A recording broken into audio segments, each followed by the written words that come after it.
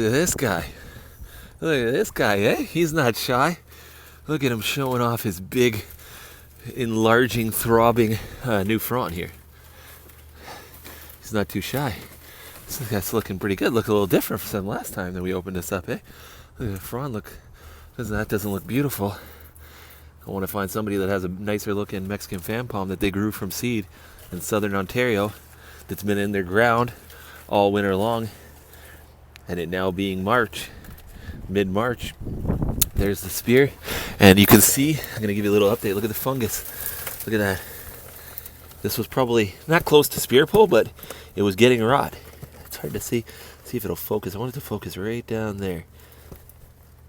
Yeah, a little bit. So anyways, it's really hard to get an angle of it. As it grows out a little more, you'll see. But you see that spot. See how underneath it, it's fine.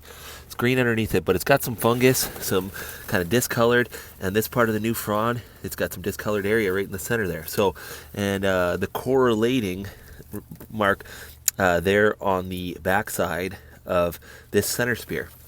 So, why did that happen? Now, I can tell you why that happened, and I know why. So, this palm... These palms, the thing what I think a lot of people fail from, and you'll look here on the outside, look at these outside ones. See, they're kind of like black and they're kind of moldy looking and they're kind of discolored and they're looking like they're dyed. They're a little dry, but that doesn't concern me. Anyways, these can get cut off. And if you're wondering why the lights are still on, that's because I bypassed the thermal cube, so they're on just steady. So it was 26 degrees or 27 degrees when I opened this box right here. So that's what I was doing. The whole point was to get the extra growth to push out the spear so you can see it. The lights will never get it to 27, but it's a warm day, so when the temperatures are warm. So you got, I don't know, I got one back there is a nice frond, one right here, 2, 3, 4. So I got at least 4, I think 5 back there, 5 at least nice fronds. 6 right there looks pretty nice. Even that one actually looks pretty nice. This one looks nice. That lower one, and even that lower one actually over there looks pretty nice. That's the only one it lost. That's probably died of natural causes, as they say.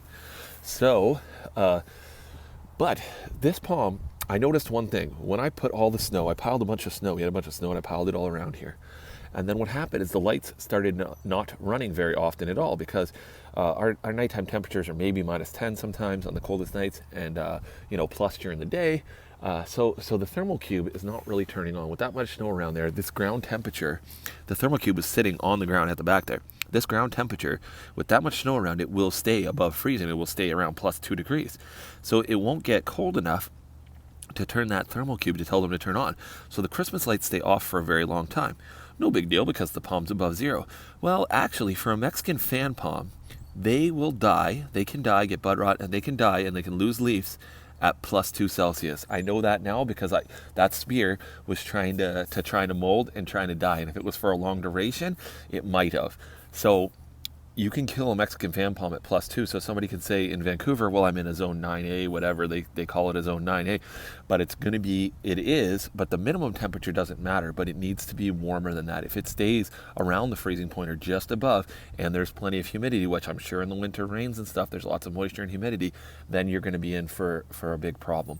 The Trachycarpus, however, do not care. They can have, if you box them up and it stays right at 0 or +1 or +2, they will not create mold in the center spear. I've noticed that for sure. Mexican fan palm likes a little bit drier. Now, so what I've noticed though, I've monitored, this is the first year I had really good temperature sensors. I spent money on a really good temperature sensor set, and it had 3 sensors, and that's one of them there. And what happens is when you spend money on a better sensor, what you get is humidity and stuff like that. So I can monitor the humidity. So what happened is when those lights don't turn on, the temperature stayed at +3, +4, and the lights never turned on, and the humidity kept raising and raising and raising, and the humidity got to, 80%, 85, whatever. It was very high for wintertime. So the humidity is high, and the temperature is low, and that's what creates mold. That's the problem. Humidity high, temperature high, no big deal for most palms. Of course, I'm speaking about a robusta here.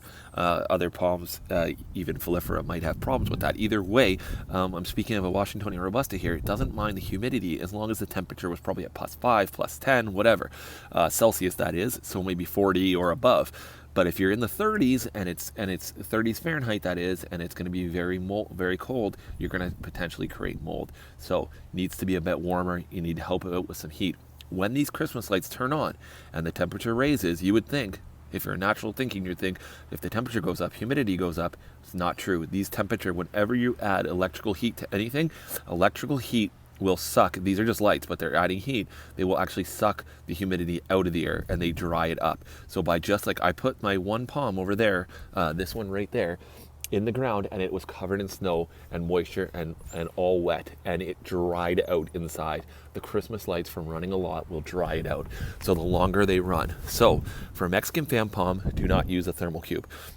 Monitor the temperature. You don't want it to be too hot and you don't want it to be too cold. So it might be a little bit of a sort of a, you got to figure how many light bulbs do I need in there? Do I need one string? Do I need two strings? And monitor that. More importantly, just leave them plugged in and unplug it on when it gets warm over those temperatures, or get some type of a thermostat where you're going to plug it in here and then it'll watch the temperature. The thermal cube is not so good for it. If you were in a really hot place where you're guaranteed going up to plus 10 every day, and you only have the odd cool times where you're protecting it for, if you're, I see guys that have them in Little Rock and things. So they probably have a lot warmer winter days where they'll still get heavy into the plus, so it won't be a big deal. And that box will get up to a nice temperature with the thermal cube even on, even though the Christmas lights aren't running. But here, we won't get quite hot enough to get it very warm in this box with insulation and everything. The sun won't penetrate it. The temperature won't go up that much. So keep it plugged in. I did do that in the other one. And if you have just a little bit of Christmas lights, you might be able to keep it around a good temperature. So you only have to unplug it on a really warm day and just leave it plugged in the rest of the time. And it's more consistent. So the Washingtonia robusta likes consistent warmth as opposed to like a little bit of heat, then freezing cold, then a little bit of heat, then right around freezing, then a little bit of heat. Pardon me. Sorry, I keep burping. I just drank a soda. So anyways, it's looking beautiful. That's it in the afternoon sun. I'm going to actually just let a little bit of sun kiss in on there and open up a couple more of these. The cat's loving it. It's a little bit windy today. It's not too warm.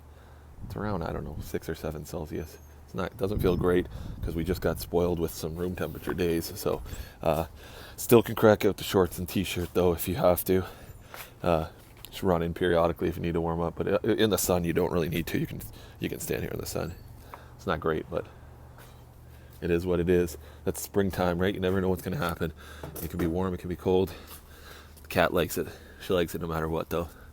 Right, kitty? Somebody else was saying too that they had a palm and they lived in this area and they had some palms with Scott. Anyways, you guys probably, if anybody watches my videos, they might watch Scott from Kingston. He grows palm trees in Ontario and he lost some this year to mice. This is one of my my palm friends right here. She likes the palm trees. She likes climbing them. She likes laying underneath them in the summer. But most importantly, she keeps the rodents away from your house, your palms, your boxes. This yard is her kingdom. She is a ferocious, ferocious beast. And that is with no claws. She has no claws. I declawed her because I didn't want to ruin my leather furniture. But she is a stone cold killer. She gets rabbits, mice, squirrels, bunnies, you name it, she'll kill it. And she'll bring you the head, spit it out.